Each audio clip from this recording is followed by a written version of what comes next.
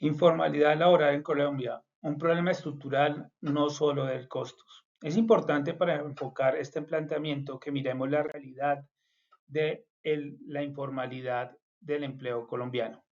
En la actualidad tenemos un 55,1% de informalidad laboral a nivel nacional.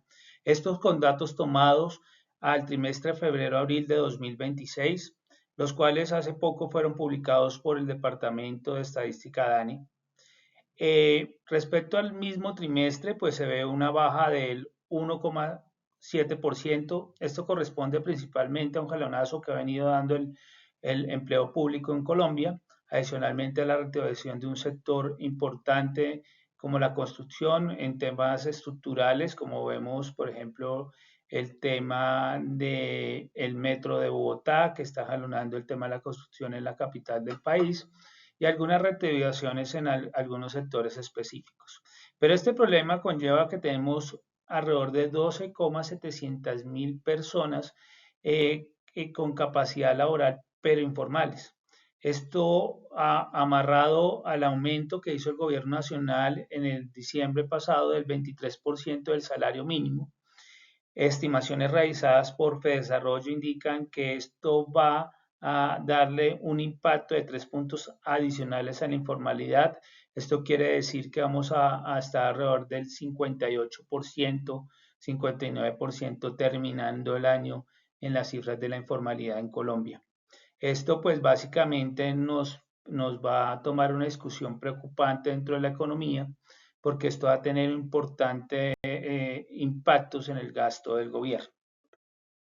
En este análisis es importante indicar que la mayoría de informales no son empresas evadiendo costos o tratando de eludirlos. Son personas que trabajan por cuenta propia para sobrevivir. Así lo demuestran las cifras, el 75% de la informalidad está concentrada en este tipo de trabajadores por cuenta propia, los cuales son negocios de subsistencia o del día a día. El 90% de estos trabajadores no cotizan a pensión. Esto quiere decir que van a quedar por fuera de la red de protección a la vejez. Esta falta de posibles alternativas formales está conllevando que este sea el sector que más hay que atacar con políticas públicas. Cuando ya lo vamos a ver en otras análisis que vamos a tener respecto a la informalidad en el sector del tejido empresarial, como lo vemos en la siguiente diapositiva, cuando hablamos de la informalidad en el tejido empresarial es importante indicar que el 82% de las empresas en Colombia no son formales, ni siquiera cuentan con una cámara de comercio y que la mayoría de su tejido está entre las empresas catalogadas como micro y pequeñas empresas. Es así que la informalidad en este tipo de empresas es la más alta. En las micro llega a ser del 84,6%, en las pequeñas del 21,3%. Ya cuando hablamos de un tejido empresarial mucho más grande y un poco más formal, este tipo de informalidad disminuye drásticamente. En las medianas llega a ser de un 4,6% y en las grandes tan solo del 2,2%. Cuando hablamos del impacto de los costos en la formalización del tejido empresarial, también es importante establecer la baja o la productividad que tienen las compañías colombianas, el valor agregado que ellas generan, o sea, su rentabilidad. Pues vemos que la baja productividad de las micro y pequeñas empresas los conllevan a llevar a empresas a estar dentro de la rama de la informalidad laboral. Cuando vemos qué impacto han tenido esas normas que bajaron la carga laboral, miramos qué sucedió en el año 2012.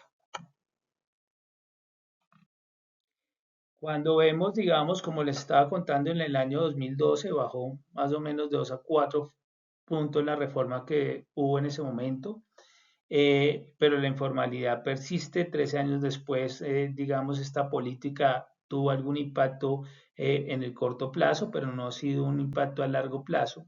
Esto conlleva que básicamente tenemos que tocar el problema de la informalidad laboral desde otros puntos de vista.